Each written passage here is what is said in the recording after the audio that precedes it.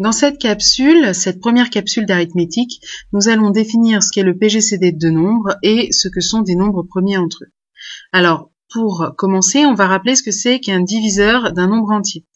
Alors, si on prend A et B deux nombres entiers, on dit que B est un diviseur de A quand le reste de la division euclidienne de A par B est nul, soit il est égal à 0.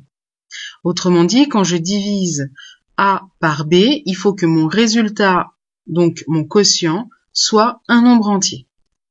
Si je prends pour exemple 12 et que je cherche ses diviseurs, je sais que 12 divisé par 2 c'est égal à 6, 12 divisé par 3 c'est égal à 4, 12 divisé par 4 c'est égal à 3 et 12 divisé par 6 c'est égal à 2. Dans ces quatre divisions, si je les fais en euclidienne, le reste est égal à 0, autrement dit mon quotient est un nombre entier.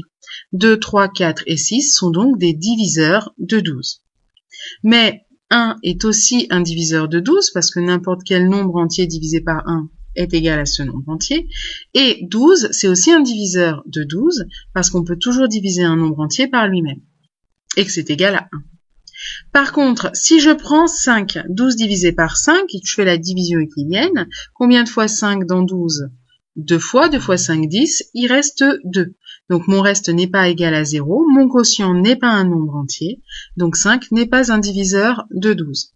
Si je prends 7 maintenant, si je fais 12 divisé par 7 la division euclidienne, eh bien, combien de fois 7 dans 12 ? Une fois, il reste 5, donc le reste n'est pas égal à 0 dans cette division euclidienne, et si je veux écrire le quotient de cette division, je ne vais pas avoir d'écriture décimale, mais je vais ne pouvoir en donner qu'une valeur approchée. En tout cas, le quotient n'est pas un nombre entier.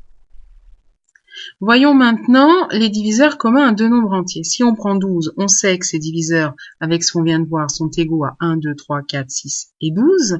On peut trouver de la même manière, en divisant 18 par les nombres entiers plus petits que 18, eh bien que il va y avoir 1 et 18, évidemment. Il va y avoir aussi 2 et 9, ou encore 3 et 6. Donc 1, 2, 3, 6, 9 et 18 sont aussi des diviseurs.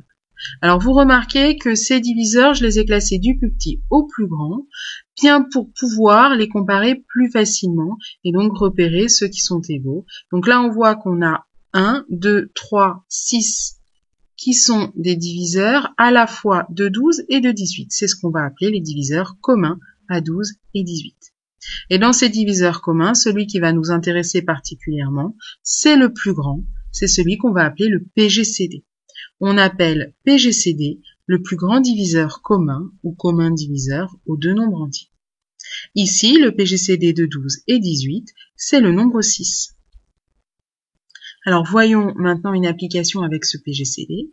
Eh bien, on va définir ce que c'est que des nombres premiers entre eux.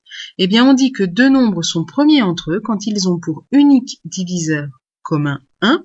Et donc, s'il n'y en a qu'un seul diviseur commun, c'est forcément le plus grand. Donc, cela revient à dire que leur PGCD est égal à 1. Donc, si on cherche les diviseurs de 15, on va trouver évidemment 1 et 15, mais aussi 3 et 5. Et si on cherche les diviseurs de 22, on va trouver 1 et 22, mais également 2 et 11. Donc les diviseurs communs à 15 et 22, on n'en a qu'un seul, et c'est le nombre 1. Ça veut donc dire que le PGCD de 15 et 22 est égal à 1, et donc 15 et 22 sont des nombres premiers entre eux.